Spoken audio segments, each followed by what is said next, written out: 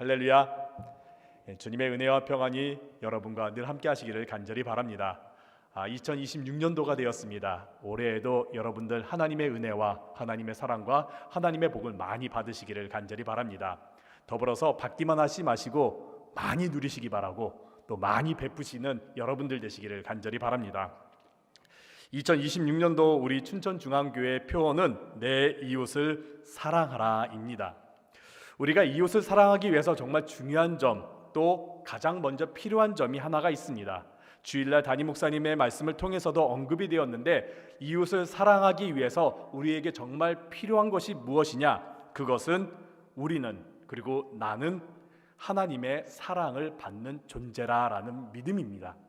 우리가 하나님의 사랑을 받는 존재라는 믿음이 있어야지만이 우리는 이웃을 사랑할 수 있다라는 것이지요. 5가지 사랑의 언어로 유명한 게리 체프먼 목사님이 사랑에 대해서 굉장히 많은 책들을 썼습니다. 그 중에서 하루 한 번 사랑 실천이라는 책을 쓰셨습니다. 책의 내용을 보니까 우리 곁에 있는 가족, 이웃, 직장 동료, 혹은 우리가 모르는 사람들과 우리가 좀 불편해하고 거리끼는 모든 사람들에게 우리가 어떻게 사랑을 전할 수 있는지, 사랑을 실천할 수 있는지에 대해서 짤막짤막한 이야기를 통해서 묵상하며 있는 책의 내용을 담고 있습니다. 게리 체프먼 목사님의 그 5가지 사랑의 언어를 어떻게 하면 실생활에서, 일상 가운데서 사람들에게 실천할 수 있는지에 대한 내용이기도 합니다. 이 책을 보면은 반복적으로 강조하는 내용이 있습니다. 그것은 나는 사랑받는 존재임을 우리가 알아야 한다라는 것입니다. 우리는 하나님의 사랑을 받는 존재라는 것을 계속 강조하면서 이 사랑을 알고 이 사랑을 받고 이 사랑을 믿어야지만이 우리가 사랑을 실천할 수 있고 사랑을 할 수 있다라고 말하고 있습니다. 우리가 하나님의 사랑을 받고 있다는 것을 믿어야지만이 우리는 예수님의 사랑을 전할 수 있다라는 것이지요. 사랑하는 성도 여러분, 여러분은 하나님의 사랑을 받고 계십니까? 그리고 여러분은 하나님의 사랑을 과거에도, 그리고 지금도, 앞으로도 영원히 받는 존귀한 사람임을 믿고 계십니까? 오늘 여러분과 함께 나누고자 하는 말씀은 예레미야 애가입니다. 애가, 슬픈 노래를 담았다는 애가를 함께 나누고자 합니다. 예레미야 애가는 예레미야의 조국인 남유다가 바벨론에 의해서 완전히 멸망당한 직후에 쓰여졌습니다. 성벽이 무너졌습니다. 아름다운 성전이 완전히 무너지고 말았습니다. 나라가 완전히 멸망하는 가운데 우리의 이웃들, 내 사랑하는 사람들, 주변에 있는 많은 사람들이 포로로 잡혀가고 있는 그런 비참한 현실 가운데서 슬픔 가운데 쓰여진 눈물의 노래가 바로 예레미야 애가입니다. 그만큼 이 예레미야 애가 안에는 비참함과 처절한 현실에 대한 이야기들이 담겨져 있습니다. 그런데 예레미야는 이러한 비참하고 또 처절한 이러한 상황에 대해서 이렇게 말합니다. 이 모든 것, 이러한 현상 모든 것은 우리의 죄악 때문이다. 우리의 죄악으로 말미암아 하나님의 심판을 받은 것이라라는 믿음의 고백을 하게 됩니다. 당시에 많은 사람들은 이렇게 말했습니다. 이것은 정치 지도자들, 지금의 지도자들이 잘못 선택했기 때문이다. 무능력하기 때문이다. 그들이 준비를 제대로 하지 못했기 때문이다라고 비판하는 경우가 많았습니다. 혹은 하나님을 원망하면서 하나님이 왜 우리를 지켜주지 못하셨는가? 하나님이 왜 우리에게 이런 시련을 허락하고 계시는가? 하나님이 왜 이러한 상황 가운데 우리를 놓게 하셨는가라고 하나님을 원망하는 이들도 많이 있었습니다. 하지만 예레미야는, 그리고 훗날 많은 이스라엘 사람들은 이렇게 고백합니다. 이는 우리의 죄 때문이다. 우리의 죄악에 대한 결과, 하나님의 심판이다라고 그들은 고백합니다. 그래서 예레미야 애가에는 이 비참한 현실과 동시에 자신들의 죄에 대한, 자신의 죄에 대한 고백과 회개에 대한 내용들이 담겨져 있습니다. 하지만 예레미야 애가는 이러한 슬픈 노래만 담겨져 있는 것이 아닙니다. 이러한 비탄함과 회개만 담겨져 있는 슬픈 노래만이 아닙니다. 이러한 어두운 상황, 자신이 처한 이런 어두운 상황 가운데서도 하나님의 사랑이 변함이 없다라는 것을 노래하고 있습니다. 우리 죄로 인해 심판을 받았지만은 하나님은 우리를 버리지 않으셨다. 하나님은 여전히 우리를 사랑하고 계신다. 하나님께서 우리에게 주신 그 약속은 변함이 없다라는 것을 예레미야 애가는 말하고 있습니다. 이 믿음이, 하나님께서 우리를 버리지 않으셨다, 하나님께서 우리를 여전히 사랑하신다라는 이 믿음이 예레미야 애가에서는 이 믿음이 곧 소망으로 이어지는 것을 우리가 보게 됩니다.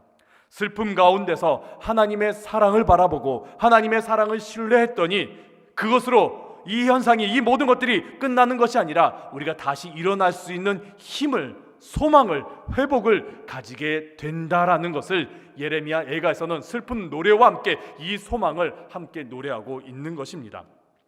그래서 예레미야 애가는 슬픈 노래이면서 동시에 하나님의 사랑에 대한 확신을 가지며 부르는 소망의 노래이기도 합니다.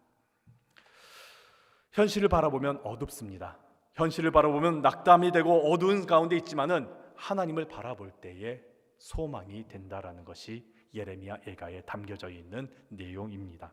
오늘 본문이 이러한 고백을 고스란히 담고 있습니다. 우리가 함께 오늘 본문이었던 예레미야 애가 3장 20절과 21절을 함께 읽도록 하겠습니다. 내 마음이 그것을 기억하고 내가 낙심이 되오나 이것을 내가 내 마음에 담아 두었더니 그것이 오히려 나의 소망이 되었사오문. 20절에 내 마음이 그것을 기억하고 낙심이 되었다. 그것은 19절에 이렇게 말합니다. 내 고초와 재난, 내가 그 내 고초와 재난, 지금 있는 현실과 지금 있는 이 모든 고난과 이 어두운 현실을 내가 바라보았더니 이것을 기억하고 회상했더니 내가 낙심이 된다라고 말합니다. 지금의 현상, 지금의 현실을 바라보면 내가 낙심이 되지만은 21절에 이것을 내가 내 마음에 담아두었더니, 내 마음에 담아두었더니, 이것은 그 다음 절에 이어지는 하나님의 여호와의 인자와 긍휼을 말하고 있습니다. 여호와의 인자와 긍휼. 인자라는 단어는 우리가 잘 알고 있는 히브리어 헤세드를 말하고 있습니다. 헤세드는 변함없는 하나님의 사랑, 영원한 하나님의 사랑, 성경 가운데 나타나는 하나님의 사랑을 말하고 있습니다. 긍휼은 람이라는 히브리어를 사용하고 있는데 그 긍휼은 불쌍히 여기는 마음이면서 동시에 어머니가 태 가운데 아이를 품으면서 가지는 마음, 동시에 해산의 고통으로 인해 가지는 그 자녀를 바라보며 사랑하는 마음을 말하고 있는 것입니다. 마치 예수님께서 십자가에 달려 피 흘리신 우리를 향한 예수님의 사랑을 말하기도 합니다. 즉 하나님의 사랑과 그 예수님의 그 사랑, 긍휼을 생각했더니, 그것을 바라봤더니 내가 소망을 가지게 된다라고 예레미야서는 말하고 있는 겁니다. 하나님의 사랑과 예수님의 사랑을 마음에 담아둘 때 우리는 소망을 가질 수 있습니다. 그 사랑이 소망이 될 수 있는 이유가 오늘 본문 22절에서는 그 사랑이 무궁하다, 끝이 없기 때문이다. 그리고 23절에서는 그 사랑이 아침마다 새롭기 때문이다라고 말하고 있습니다. 오늘날 우리의 현실을 바라봐도 마찬가지지 않습니까? 우리가 오늘날 현실을 바라보면요, 우리는 소망이 되기보다는 낙심이 될 때가 너무나 많이 있습니다. 2026년도 새해가 되었는데 희망의 소식들이 들려오기보다는 참 어렵다, 혼란스럽다, 그리고 힘들 것이다 라는 그러한 소식들이 더 많이 들려오고 있습니다. 그래서 현실을 바라볼 때 우리는 낙심이 되고 어둡기 마련이지요. 하지만 오늘 성경에서는 우리에게 말하고 있습니다. 이러한 현실을 바라보는 것이 아니라 하나님을 바라볼 때에, 하나님의 그 사랑을 우리가 바라볼 때 우리는 소망을 가질 수 있다라고 말씀하고 있습니다. 그래서 여러분과 오늘 함께 나누고자 하는 말씀은 우리가 하나님의 사랑을 바라볼 때, 우리가 받은 그 하나님의 사랑을 우리가 확신할 때 우리가 어떻게 소망을 가지게 되는지, 그 소망이 무엇인지 우리가 함께 나누어 보고자 합니다. 오늘 함께 말씀을 나누는 가운데 2026년도 여러분들 소망 가운데 나아가시기를 간절히 바랍니다. 첫 번째입니다. 하나님의 사랑은 끝이 없습니다. 22절에 이렇게 말씀합니다. 여호와의 인자와 긍휼이 무궁하심으로 우리가 진멸되지 아니함이니이다. 하나님의 사랑이 무궁하시다, 하나님의 사랑이 끝이 없기 때문에 우리가 진멸되지 않는다라고 말하고 있습니다. 여기서 진멸하다라는 이 단어는 히브리어로 타맘이라는 단어를 사용하고 있습니다. 끝나다, 멸망하다, 끊기다라는 그런 뜻을 가지고 있습니다. 이는 현상적으로 나라가 완전히 끝났다, 나라가 완전히 멸망했다, 나라가 완전히 끊어져 버렸다라는 그런 의미도 있지만은 이것을 우리가 하나님과의 관계 가운데도 볼 수가 있습니다. 하나님의 사랑이 영원하시기 때문에, 하나님의 사랑이 끝이 없고 무궁하시기 때문에 우리가 하나님과 나와의 관계는 끝난 것이 아니라, 끊어진 것이 아니라 계속 이어져 가고 있음을 말하고 있는 것입니다. 하나님의 사랑이 멈추지 않았기 때문에, 하나님의 사랑이 우리 가운데 영원하기 때문에 하나님의 그 은혜가, 하나님의 그 구원의 손길이 우리 가운데 끊기지 않았다라는 것이죠. 이것을 사도 바울이 로마서 8장에서 이렇게 말합니다. 로마서 8장 39절입니다. 높음이나 깊음이나 다른 어떤 피조물이라도 우리를 우리 주 그리스도 예수 안에 있는 하나님의 사랑에서 끊을 수 없으리라.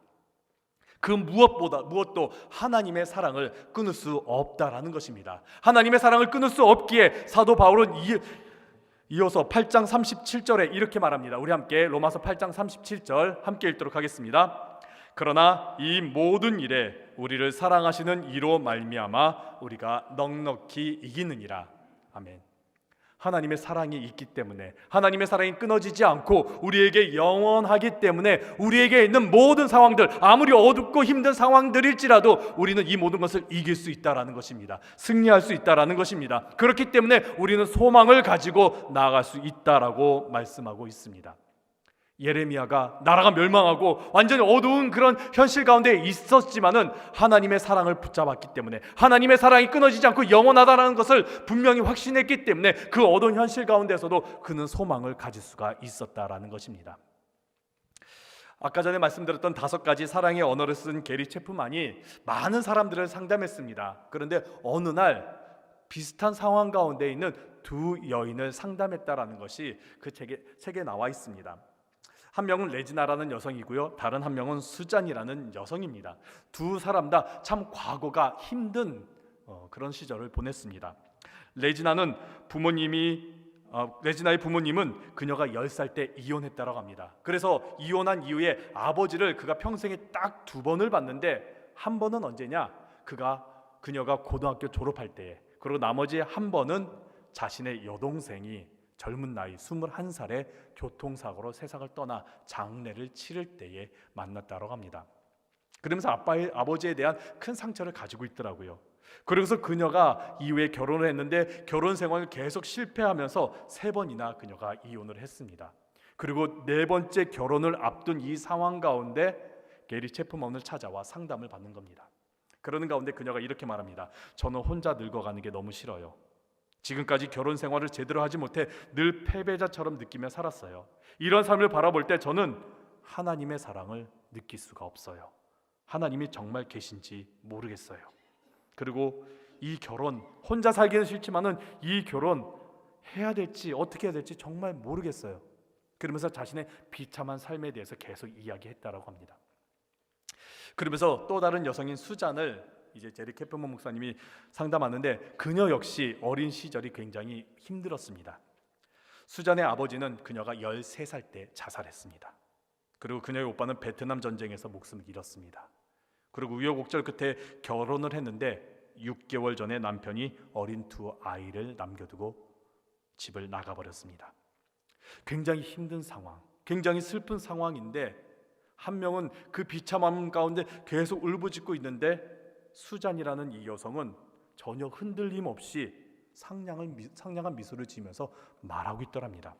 그래서 게리 체프먼 목사님은 그녀가 자신의 슬픔을 숨기려고 저러는가 보다 하면서 이렇게 말했답니다. 버림받았다는 느낌이 들었겠군요. 참 힘들었겠군요. 그런데 그때 수잔이라는 여성이 이렇게 말했습니다. 처음에는 그랬어요. 그런데 남편이 제게서 달아난 것이 아니라 자기 자신에게서 달아나고 있다라는 걸 알게 되었어요. 그는 아주 불행한 사람이에요. 결혼 생활이 자기를 행복하게 만들어줄 수 있을 거라 생각했던 것 같아요. 그렇지만 우리를 정말 행복하게 하시는 분은 하나님 한 분뿐이잖아요. 이 말을 들은 게리 체프먼 목사님이 깜짝 놀라서 물었습니다. 아니, 아버지와 오빠도 세상을 떠났고 남편도 가정을 버리고 그렇게 떠나 힘든 상황 가운데 어떻게 그런 강한 믿음을 가질 수가 있어요? 어떻게 이런 상황 가운데 강하게 살아갈 수가 있는 거예요? 그러자 그녀가 이렇게 말했습니다. 무슨 일이 일어난다 해도 하나님이 절 사랑하고 함께 하신다라는 걸 알기 때문이에요. 게리 체프 목사님은 이 2 사람을 상담한 이후에 하나님의 사랑이, 하나님의 사랑을 믿는 것을, 내가 하나님의 사랑을 받고 있다는 것을 믿는 사람과 믿지 않는 사람의 그 삶의 모습이 얼마나 차이가 있는지, 어떠한 가운데서도 소망을 있는지 안 있는지를 알게 되었다라고 말합니다. 사랑하는 성도 여러분, 하나님은 여러분을 사랑하십니다. 우리는 그 사랑을 지금 받고 있습니다. 하나님의 사랑은 일회성이 아니고 끊어지는 사랑이 아니고 멈추어지는 사랑이 아니고 지금도 계속되는 사랑입니다. 우리는 그 사랑을 지금 받고 있습니다. 그 사랑을 우리가 확신할 때에 우리는 소망을 가지게 됩니다. 하나님이 나를 버리지 않으셨다. 하나님이 반드시 나를 다시 구원하신다. 하나님이 다시 나를 일으켜 세워주신다. 하나님이 나에게 다시 은혜를 더하여 주신다라는 우리는 확신을 가지며 소망을 가지게 된다라는 것이죠. 이러한 하나님의 사랑을 신뢰하시면서 우리 2026년도 소망 가운데 힘차게 살아가는 여러분들 되시기를 간절히 바랍니다. 두 번째입니다. 하나님의 사랑은 날마다 새롭습니다. 우리 23절에 있는 말씀 함께 읽어보도록 하겠습니다. 이것들이 아침마다 새로우니 주의 성실하심이 크시도소이다. 이것들이, 하나님의 사랑이, 하나님의 긍휼이, 하나님의 그 사랑이 아침마다 새롭습니다 라고 말합니다. 그렇다면 아침마다 새롭다라는 것은 어떤 의미를 가지고 있는 것일까요? 성경에서 새롭다라는 히브리어는 하다시라는 그런 단어를 사용하고 있습니다. 새로운, 신선한, 새로운 것이라는 그런 뜻을 가지고 있습니다. 그래서 성경 가운데 월삭이라든지 초하루라는 단어가 이 단어를 사용하고 있습니다. 즉 이전에서부터 쭉 연장선 가운데 있는 것이 아니라, 이전의 연장선 가운데 있는 것이 아니라 완전히 새롭게 된 것을 의미하고 있습니다. 그런데 여기에서 우리가 오해하지 말아야 될 것이 하나가 있습니다. 하나님의 사랑이 아침마다 새롭다라는 것이 내 상황이 새로워진 것을 의미하는 것이 아닙니다. 내 감정이 새로워졌다라는 것도 의미하는 것이 아닙니다. 이것은 우리 인간 중심의 생각, 나 기준으로 하나님의 사랑을 평가하는 것입니다. 하나님의 사랑이 아침마다 새롭다라는 것은 어제 내가 어떤 모습을 가졌던지, 2025년도에 내가 어떤 모습을 가지고 살았던지, 하나님은 오늘 나를, 지금에 있는 나를 하나님의 자녀로 사랑하신다라는 겁니다. 이전에 내 모습이 어떠하든지, 이전에 내 모습이 죄악 가운데 있었던지, 이전에 내 모습이 정말 비참하고 어두운 가운데 있었던지, 그것과 상관없이 지금 오늘 하나님께서는 나를 하나님의 자녀로 사랑하고 계신다라는 겁니다. 이전 것은 하나님께서 기억하지 않으시고 지금 나를 하나님께서 하나님의 자녀로 바라보시면서 새 사람으로 하나님의 인자와 긍휼을 베풀어 주신다라는 겁니다. 하나님은 어제의 실패로 오늘의 사랑을 줄이시는 분이 아닙니다. 하나님은 작년 2025년도의 나의 모습으로 나를 평가하시면서 나에게 사랑을 차별로 주시는 분이 아니십니다. 나를 새롭게, 나를 해산의 고통으로 새롭게 탄생시킨 하나님의 자녀로 바라보시면서 하나님의 사랑을 베풀어 주십니다. 그래서 하나님의 사랑이 아침마다 새롭다라고 고백을 하는 겁니다. 이건 하나님의 큰 은혜의 고백이기도 합니다. 이를 이사야서에선 새로움을 이렇게 말하고 있습니다. 이사야서 65장 17절입니다. 보라, 내가 새 하늘과 새 땅을 창조하나니 이전 것은 기억되거나 마음에 생각나지 아니할 것이다. 새 것을 창조할 때에 하나님께서 이전 것들, 이전에 있었던 어떤 일들, 아무리 죄악 가운데 있었을지라도 생각하지 아니하겠다. 새 날이다, 새 것이다라고 하나님께서 말씀하신 것이죠. 이것을 신약에서 사도 바울은 이렇게 말하고 있습니다. 우리 함께 고린도후서 5장 17절에 있는 말씀을 함께 읽겠습니다. 그런즉 누구든지 그리스도 안에 있으면 새로운 피조물이라. 이전 것은 지나갔으니 보라, 새 것이 되었도다. 아멘. 아까 전에 함께 찬양을 보셨던 찬송가 85장 9절을 생각만 해도 이 곡의 가사를 쓰신 분이 12세기의 중세의 클레르보라는 수도원의 원장님이신 베르나르라는 분입니다. 그분은 이제 중세 시대의 영성가이고 또 말씀 사역자였습니다. 종교 개혁자들도 굉장히 존경하는 분 가운데 한 분입니다. 이분이 많은 글을 쓰셨는데 특별히 하나님의 사랑에 대한 글을 많이 쓰셨습니다. 근데 이분이 활동했던 시기가 12세기 중세 시대인데 암흑기 때였습니다. 암흑기라는 그런 시대였습니다.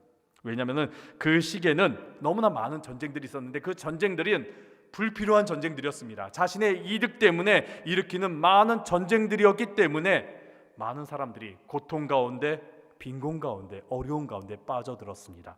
그리고 심지어 교회는 세속주의에 빠져버려 큰 암흑 가운데 있었습니다. 영적으로 타락하고 세상은 많은 것들이 무너지고 어둠 가운데 있는 그러한 상황, 고통과 절망과 어둠 가운데 있는 이러한 상황 가운데 한 수도사가 이렇게 고백한 겁니다. 구주를 생각만 해도 내 마음에 기쁘고 소망이 됩니다라고요. 어두운 가운데 있지만, 정말 칠흑 같은 어두운 세상 가운데 있지만, 이 세상을 바라보니까 어둡고 절망 가운데 있지만은 하나님이 다시 새 아침을 맞이하게 해주실 것이다.